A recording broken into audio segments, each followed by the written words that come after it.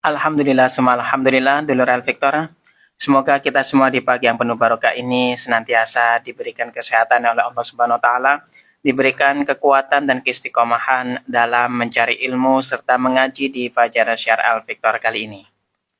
Dulur, kita akan mengaji dalam kajian ngaji Katresnan bersama guru kita yang tak lain adalah Bapak Dr. Kiai Haji Ilhamullah Sumarkan MAG. Beliau merupakan Ketua Lembaga Dakwah Nahdlatul Ulama Jawa Timur dan dosen di Universitas Islam Negeri Sunan Ampel, Surabaya, Ketua Lembaga Dakwah Khusus Majelis Ulama Indonesia Jawa Timur. Anda juga nanti bisa bergabung dengan kami di 081234939390, 081234939390, atau Anda bisa ikuti kajian pada pagi hari ini melalui live streaming Instagram Radio El Victora. Anda juga bisa mengakses kajian-kajian sebelumnya melalui YouTube El Victor, tulis saja El Victor FM Surabaya. Dulur, beliau juga sudah hadir di studio. Mari kita sapa beliau bersama. Assalamualaikum warahmatullahi wabarakatuh, Yai. Waalaikumsalam warahmatullahi wabarakatuh. Alhamdulillah. Sehat walafiat, Yai, hari ini? Alhamdulillah sehat. Ini tadi barusan juga datang dari Rungkut tadi. Ngaji subuh, Yai? Ngaji subuh. Alhamdulillah. Jam 6 tadi. Masya Allah, berbagi waktu, Yai. Dengan padat, ya. Semoga lancar semuanya, Yai. Sehat walafiat semuanya. Insya Allah begitu. Alhamdulillah. Yai, sebelum kita masuk ke topik pembahasan dari kajian pada pagi hari ini, mungkin ada yang perlu disampaikan?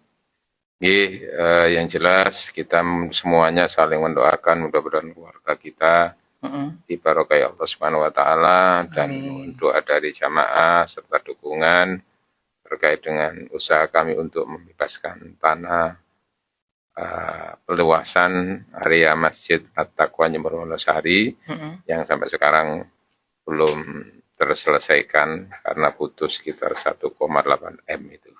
Masya Allah, 1,8 M. Iya, ya baru dapat berapa kemarin? Ya, mudah-mudahan dimudahkan oleh Allah ke depan.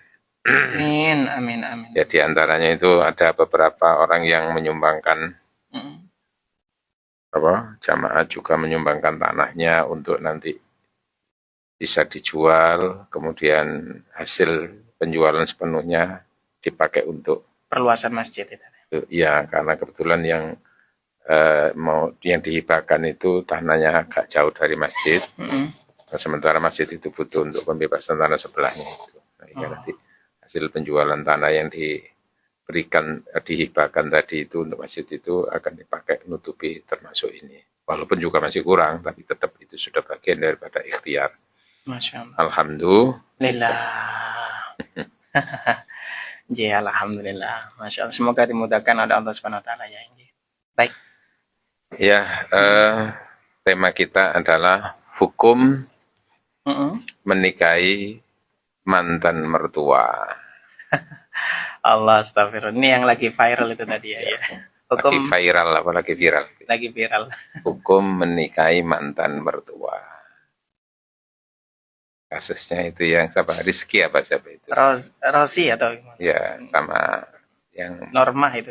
Ya, mantan istrinya kan Norma itu. Mertuanya nggak disebutkan jenenge itu. Mertua perempuannya itu. Hukum menikahi mantan mertua, ngoten nggih? Iya. Menikah itu berarti posisi laki-lakinya. Menikahi itu kan berarti kalau perempuan kan dinikahi.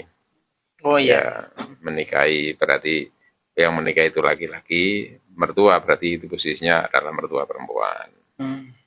Oke? Monggo, ya, silakan. Assalamualaikum warahmatullahi wabarakatuh. Waalaikumsalam warahmatullahi wabarakatuh. Bismillahirrahmanirrahim. Alhamdulillahirabbil alamin. Wassalatu wassalamu ala asyrofil anbiya wal mursalin wa ala alihi washabihi wa dzurriyyatihi ajmain, amma ba'd. Faqad qala ta'ala a'udzu billahi minasyaitonir rajim.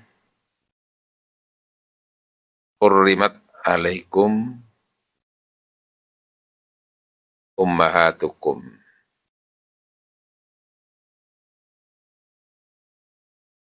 ila akhiri thumma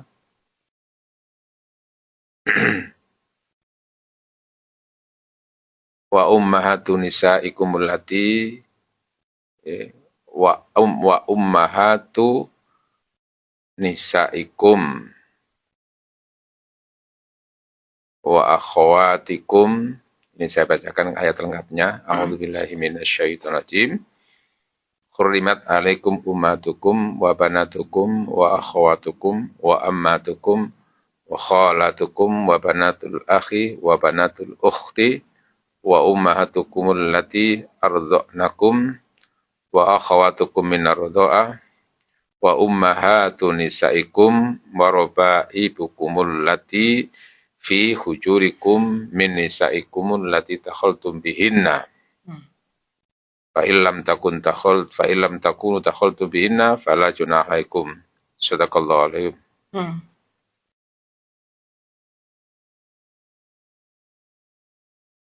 Kaum muslimin, pendengar dan pengagum cinta ngaji katresnan Radio El Victor ingkang dirahmati Allah. Alhamdulillah kita bersyukur pada pagi hari ini dipertemukan Allah setelah banyak absen karena beberapa kegiatan yang sering luar kota. Hari ini alhamdulillah berkesempatan untuk bisa hadir. Komunikasi dengan para jamaah.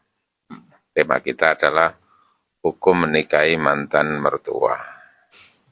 Ya,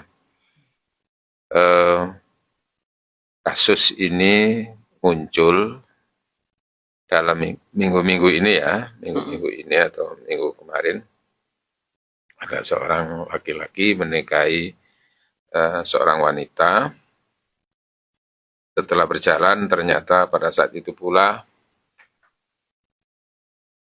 si laki-laki itu tertarik juga sama mertuanya dan juga mertuanya juga tertarik sama menantu laki-laki itu.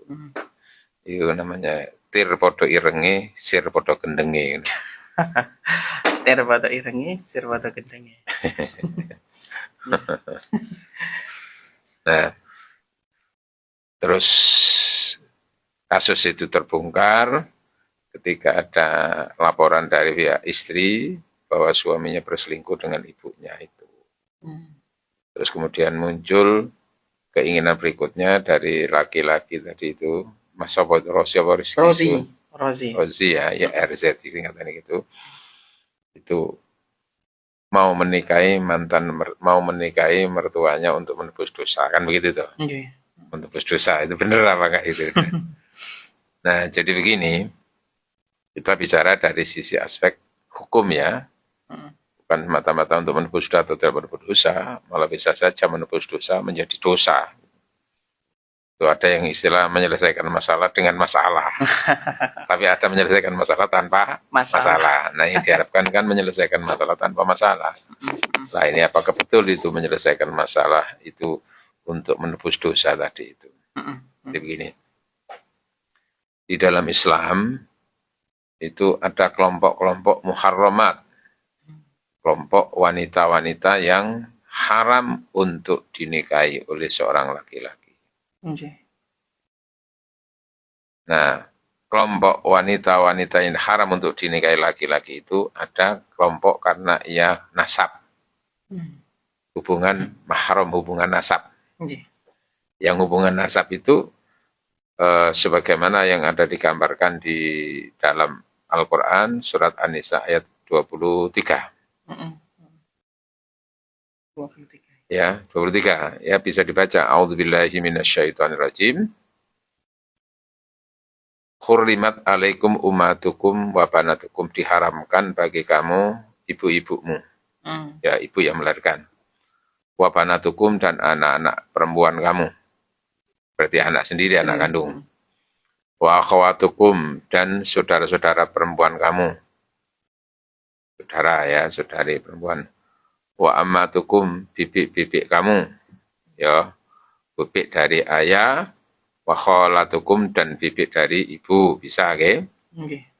Bibik itu haram selamanya ya. Wa banatul akhi, dan anak keponakan, berarti apa? Anaknya saudara. Hmm. Wa banatul ukhti, dan anak perempuan dari saudara perempuan. Ponaan kan itu. Hmm. Wa ummahatukum allati arda'nakum, dan perempuan-perempuan atau ibu-ibu yang menyusui kamu. Namanya ibu pesuson ya. Ketika semasa kecil itu sempat menyusui itu. Ya.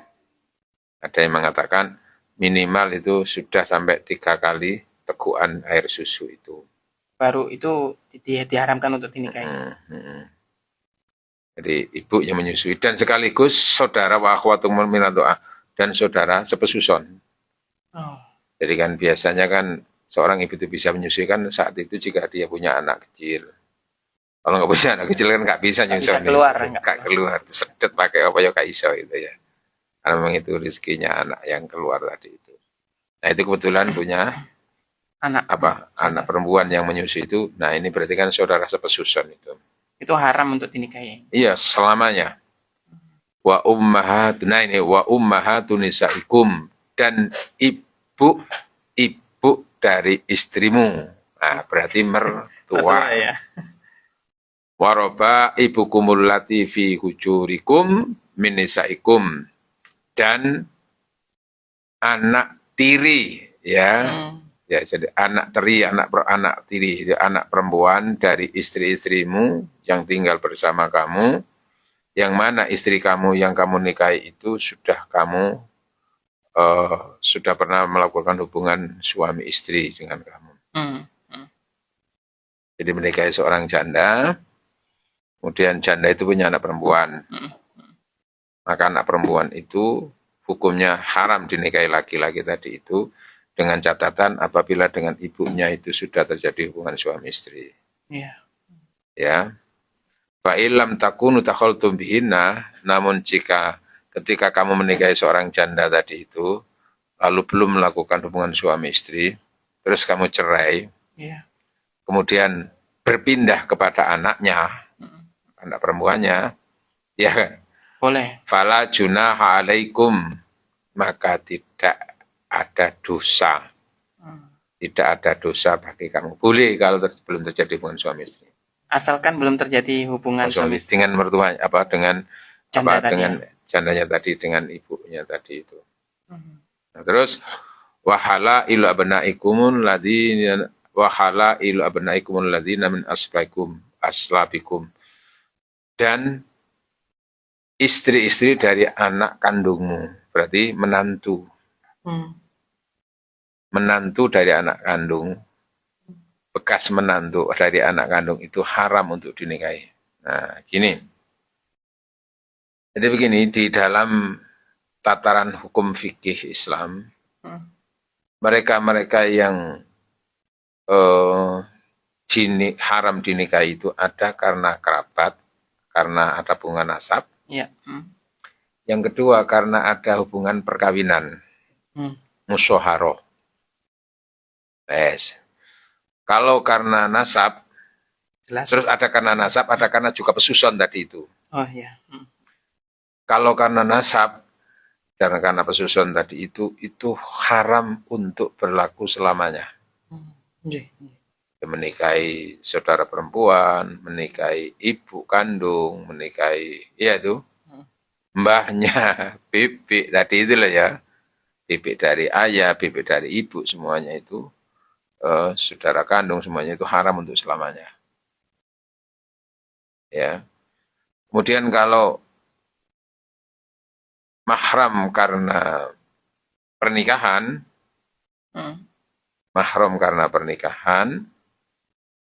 adanya pernikahan sehingga orang-orang tertentu menjadi muharramat, menjadi muhrim, orang-orang yang haram untuk dinikahi, gitu loh ya. Karena menikah dengan seorang perempuan, lalu yang terkait dengan perempuan itu menjadi mahram. Itu namanya mahram karena pernikahan. Nah, di situ ada 2 kategori. Ada haram untuk selamanya, lalu haram untuk sementara. Namanya haram mu'abbad, ada haram mu'akkad. Ya. Yang haram untuk selamanya itu dalam hal ini adalah mantan ibu mertua. Mantan ibu mertua. Ini selamanya ya? Ya, dari istri anak kandung dari mertua tadi itu. Walaupun sudah putus itu ya? Sudah Ya, cerai? walaupun cerai. Hmm. Nah, sementara bedaannya kalau yang haram mu'aqqad itu adalah yang yang namanya hanya batas-batas waktu tertentu. Ketika penghalangnya itu sudah tidak ada, maka bisa menjadi halal. Itu diantaranya adalah saudara kandung dari istri, saudari kandung dari istri.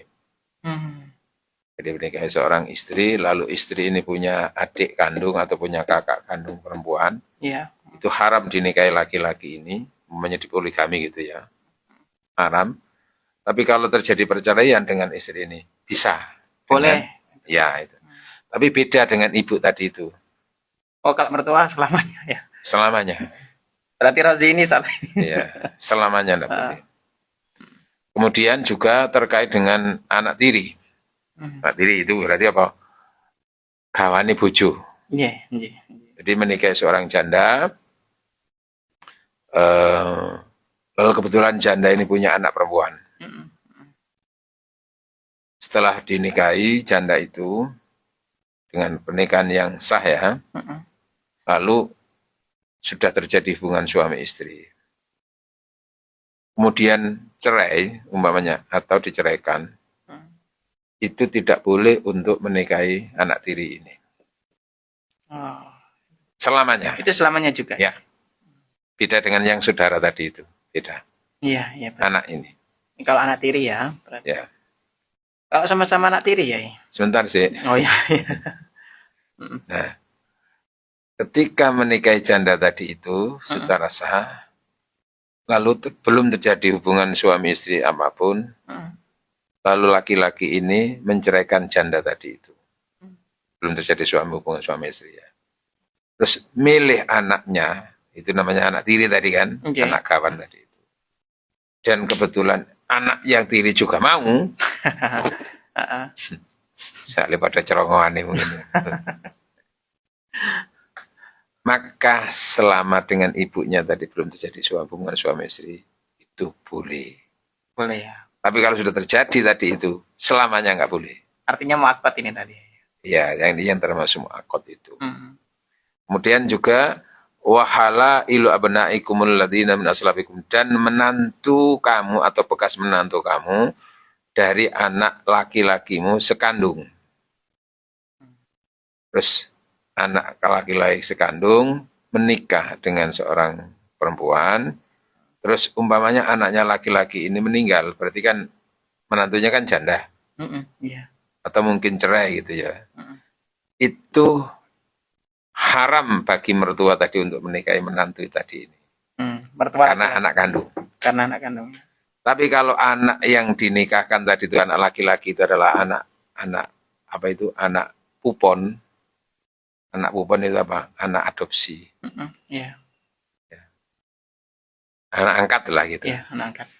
Gak ada hubungan darah. Menikah dengan seorang perempuan, maka ini tidak ada hubungan darah. Lalu cerai umpamanya begitu, boleh mertua tadi itu menikahi mantan menantu dari anak angkat tadi itu. Seperti yang dialami Rasulullah Muhammad SAW, punya anak angkat namanya Zaid bin Harithah, bekas budak Rasulullah, lalu dimerdekakan. Kemudian setelah dimerdekakan, ia merasa nyaman ikut Rasulullah, nggak mau pulang ke orang tuanya, ikut Rasulullah menjadi orang Islam, terus diangkat anak menjadi anak angkat oleh Rasulullah. Pada saat dewasa dinikahkanlah dengan perempuan dari keturunan Quraisy, keturunan bangsawan, menikah dengan Zainab. Nah, di kemudian hari ternyata Zaid dan Zainab itu bercerai karena tidak nyambung psikologinya itu. Zaid itu bekas budak strata sosialnya itu kan bawah. Sementara Zainab itu dari keturunan darah biru. nggak pernah nyambung. Dan memang Zainab juga nggak suka, nggak cinta sama Zaid itu. Zaid menyadari siapa dirinya, lalu selama ini juga ia merasa nggak nyambung, maka terjadi perceraian dengan Zainab itu. Oleh Allah, falamma qadha Zaidun minha watara, di surat Al-Ahzab dinyatakan begitu. Dan ketika Zaid sudah menyelesaikan urusan perceraiannya dengan Zainab, urusan perceraian dengan Zainab ya, Zainab tadi itu, zawwajnakaha, maka Allah perintah khusus kepada Rasul untuk menikahi Zainab. Langsung dari Allah itu. Itu langsung perintah ya? Ya, perintah dinikahkan oleh Allah langsung.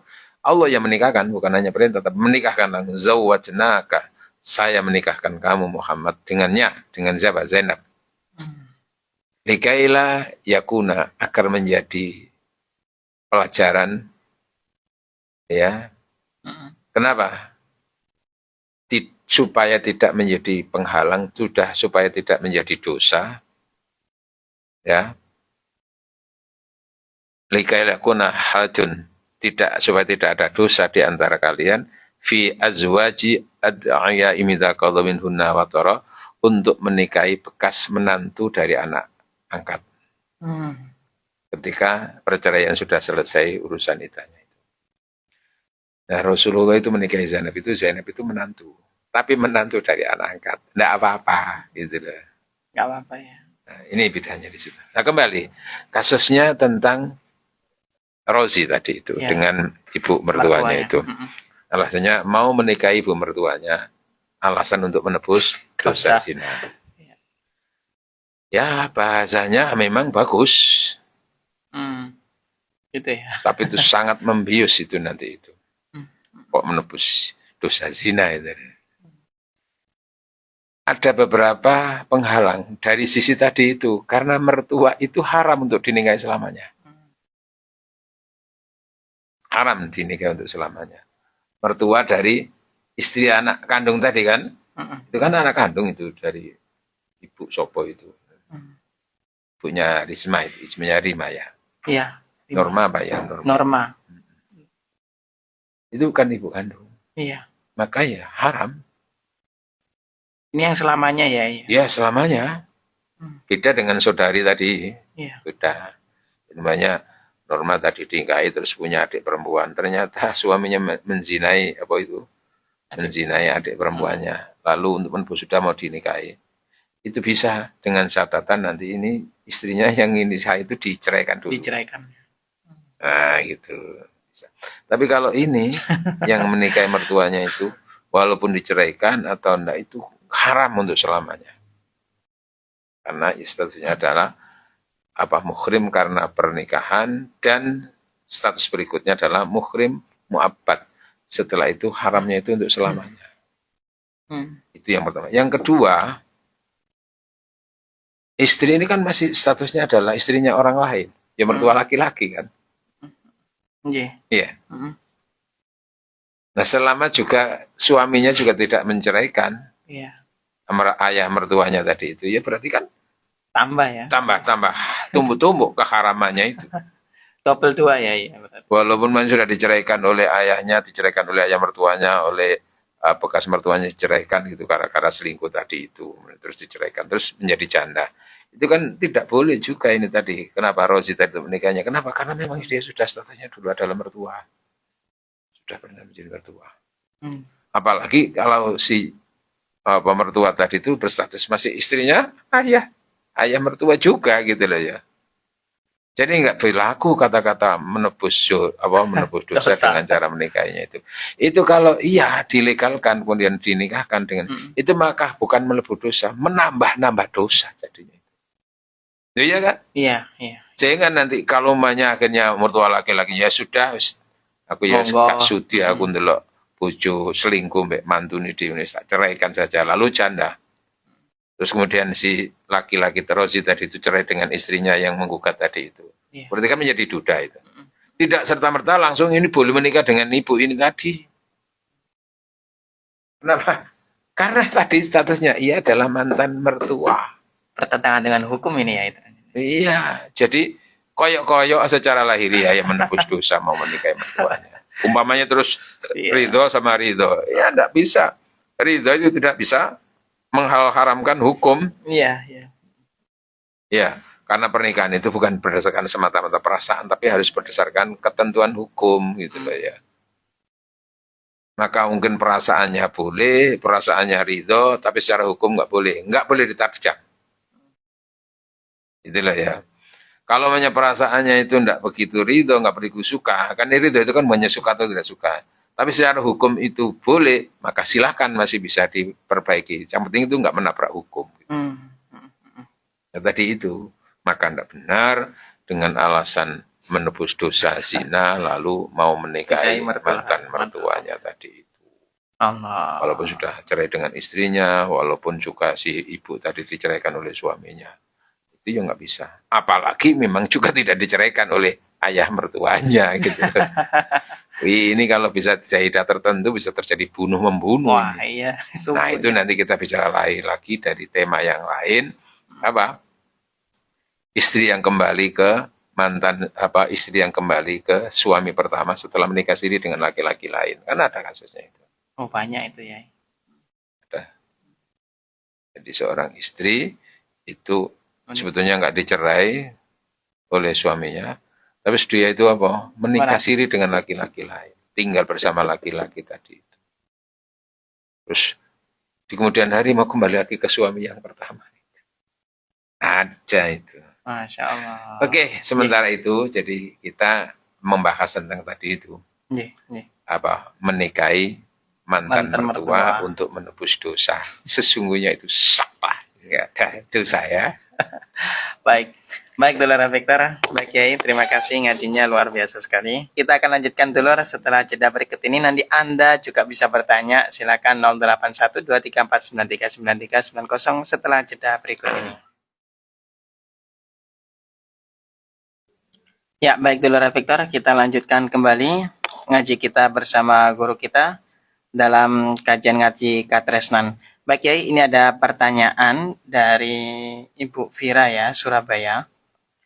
Assalamualaikum warahmatullahi wabarakatuh. Ya, Derek bertanya Ustadz, mohon nasihatnya Nji. Ini sudah lama terjadi Ustadz. Ada teman senior saya curhat ke saya tentang suaminya. Waktu itu saya nggak bisa kasih jawaban yang lengkap.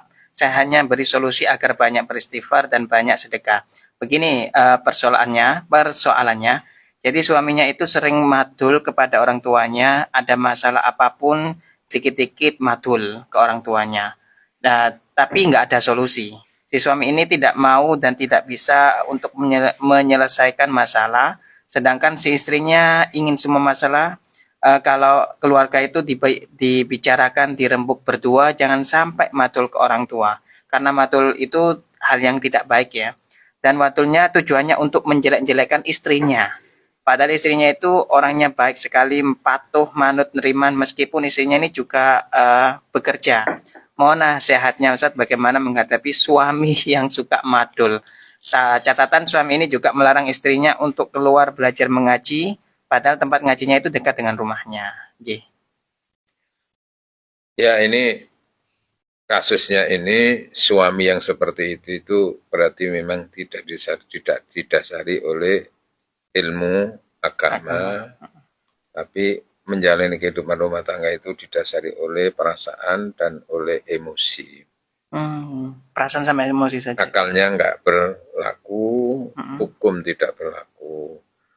Memang sebetulnya kalau ada masalah di internal keluarga secara hukum dan secara akhlak, itu sebaiknya diselesaikan dulu dengan istrinya kalau ada masalah itu. Itulah fungsinya hunna libasul lakum wa antum libasul lahun. Bahwa istri-istri itu selimut buat kamu dan kamu juga selimut. Artinya makna selimut itu macam-macam, bisa untuk mendatangkan kehangatan, tapi juga fungsi selimut itu untuk menutupi kemungkinan kalau orang yang sedang berselimut itu punya aurat. Nah, dalam hal ini berarti sebetulnya kalau ada masalah di istri itu, suami bisa menutupi, jangan dibuka dengan orang lain. Sebagaimana kalau istri menemukan ada masalah dalam diri suami, sebisa mungkin jangan dibuka di depan orang lain. Tapi sebisa mungkin diusahakan untuk bisa diselesaikan secara kekeluargaan bersama suami istri. Hmm. Ya persoalannya ketika seorang suami itu tidak punya landasan ilmu yang cukup, jiwa yang matang, ilmu fikihnya nggak ngerti, akhlaknya nggak menunjang, maka lalu tanpa peduli itu semuanya dia curhat sama orang tuanya, menjelek-jelekkan kepada dengan orang tuanya, menjelekkan istri di depan orang tuanya. Ini tentu sesuatu yang tidak baik. Nah, bagaimana solusinya? Ya ini, sebisa mungkin si istri itu mengalah untuk ya komunikasi, ngalah tanya, ada masalah apa yang bisa saya selesaikan, kalau memang kekurangannya dalam diri saya, mungkin bisa saya perbaiki, kalau masalah apa, monggo dibicarakan. Tapi kalau itu enggak bisa, ya memperbanyak istighfar si istri ini. Boleh menggugat cerai, Yai? Memperbanyak istighfar, mungkin ini juga karena teguran dari Allah ketika milih pasangan suami istri itu tidak begitu peduli dengan urusan istikharah, tidak peduli dengan akhlaknya dulunya. Ini kan karakternya, akhlak itu kan, karakter akhlak seorang laki atau perempuan itu kan memang sangat diketahui ketika sudah menjadi suami istri. Iya. Terus jeruani gitu loh ya. Kalau masih pacaran itu wah apik tok kan kekurangan ini. Gak ada cacatnya. Sekolah kesempurnaan dalam hidup itu.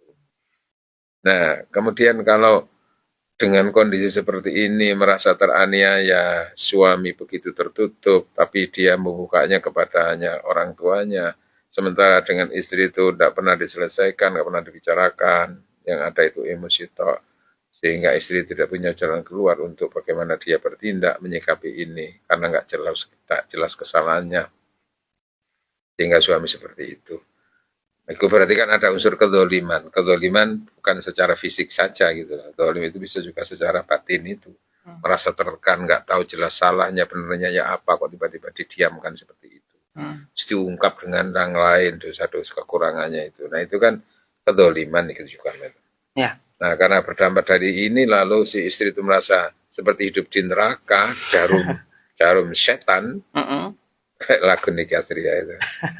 Merasa tidak nyaman dengan punya suami seperti itu, nggak ada perbaikan dari pihak suami, walaupun istri sudah memberi masukan, memberi saran, dan seterusnya, ternyata merasa terdolimi, akhirnya si istri, maka bisa juga mengajukan gugatan itu. Dan tidak termasuk istri yang dolim, kenapa? Karena ada alasan yang kuat, dia diperlakukan tidak manusiawi oleh suami. Ini catatannya juga, Yai, suaminya ini juga seorang ustadz, juga ngisi pengajian malah. Ya, kadang-kadang ustadz itu modalnya kan hanya pinter ngomong, kadang-kadang itu bisa kan, tapi kelakuannya sendiri belum tentu gitu. Iya kan? Ustadz itu kan label-label sosial, tapi hakikatnya itu kan tahu jeruannya itu, ya tahunya itu kayak apa ya, istri itu. Benar. Walah, ndok nyoba dikatakan ustadz gini, tapi kenyataannya ndok rumah tangga kok koyok ngono loh. Ya, berarti apa? Dasarnya bukan ada dasar hukum. Ya. Jadi ketika ada masalah dengan istrinya nggak diselesaikan internal, tapi dia boro-boro dengan yang lain, termasuk ibunya sendiri. Tentu itu tidak baik, ustadz seperti itu. Ya, mungkin ustadz lah. Ustadz apa kan hanya macam itu ya. Ya, baik ya. Kita terima satu telepon Yai ya. Iya. Assalamualaikum, Abah Gatot ya.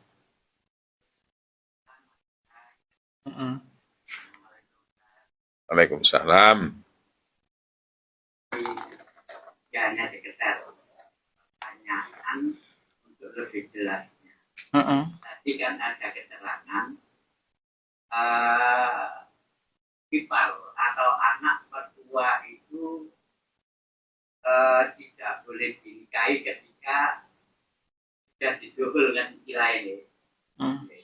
Tapi kalau belum, boleh kan ya.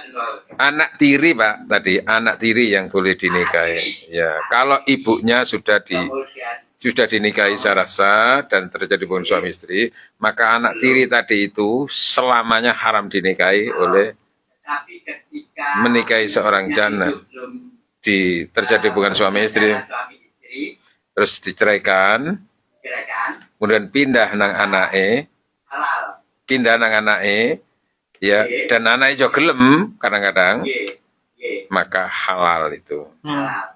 Nah, yang saya tangkap tadi kan yang perlu saya perjelas kan penghalangnya ketika sudah berhubungan dengan suami istri. Tapi ketika belum, maka menjadi halal. Boleh. Anak dirinya itu. Iya, asalkan dicerai dulu, aja ceraikan. Yang menjadi pertanyaan saya, itu tidak bareng di kota. Anak tiri plus ibu dinikahi bareng. Ya, iku arane gendeng bareng-bareng ya. Iya. Iya, gendeng bareng-bareng itu. Sir foto ireng, sir foto Itu gendengnya. ya bisa saja, wis gak apa-apa nak, kan ya mbak ibu ya mbak anakku mesisan wis ramuten dhewe anakku. Aku ya ramuten kok, iku ya ramuten. Kon sepenting kon ya iso mampu ngono. Lho umpamane ngono, iku ya gendeng kabeh wong telu iku. Karena tidak, ya jadi hukum itu tidak boleh dikalahkan oleh perasaan, Pak. Ya, termasuk kasus yang, ya oke, termasuk kasus yang ada kadang-kadang itu seorang istri merelakan suaminya menikah lagi asalkannya dinikah adiknya. Supaya bisa merasakan bersama, karena aku sudah merasa dengan adik juga seperti diriku sendiri. Wis timbangan sampean kepen nabi mana Mas, wis kapo adikku wae. Jadi ngono apa-apa kewarisan wis gak mlebu nanti wis nang adikku dhewe. Mau merido ngono iku istrinya, terus adiknya juga ridho dan suaminya. Itu pernikahan yang haram. Oh, gitu loh. Karena apa? Wa akhawatu nisaikum, dan saudara-saudara perempuan dari istrimu. Itu sudah haram itu. Kecuali tadi terjadi perceraian, kemudian menikahi adiknya atau mbaknya boleh. Gitu ya. Ini penting, ini masalah halal haram itu. Sehingga enggak semata-mata bersiap menikahi mantan mertuanya untuk menebus dosa. Lah, tambah dosa, tambah tumbuk-tumbuk itu. Ya zinanya itu sudah dosa tapi tambah. Lebih tumbuk lagi dosanya yang dizina itu mertuanya. Hukum lagi ya. Wah ya, apalagi juga sudah bersuami istri. Wah, itu aja sudah beda kan? Zina antara mukson dengan ghair mukson itu, yang sudah bersuami istri kok zina, yang belum itu ya sama-sama zina tapi beda kan hukumannya. Kalau belum bersuami istri kok menikah berzina itu cambuk kan. Tapi kalau sudah punya suami istri kok berzina, itu hukumannya kan bukan cambuk tapi dirajam. Rajam. Lebih tajam kan itu, lebih kejam kan itu. Kematian ya. Dilampari batu sampai mati. Loh itu loh ya. Nah ini apalagi ini mertuanya sendiri. Wes. Ya itulah kalau orang hidup tidak berdasarkan agama itu. Ya. Benar. Terima kasih semuanya. Mudah-mudahan penjelasan ini ada ilmu yang bermanfaat bagi kita semuanya. Amin. Terima kasih. Ihdinas siratal mustaqim. Wassalamualaikum warahmatullahi wabarakatuh.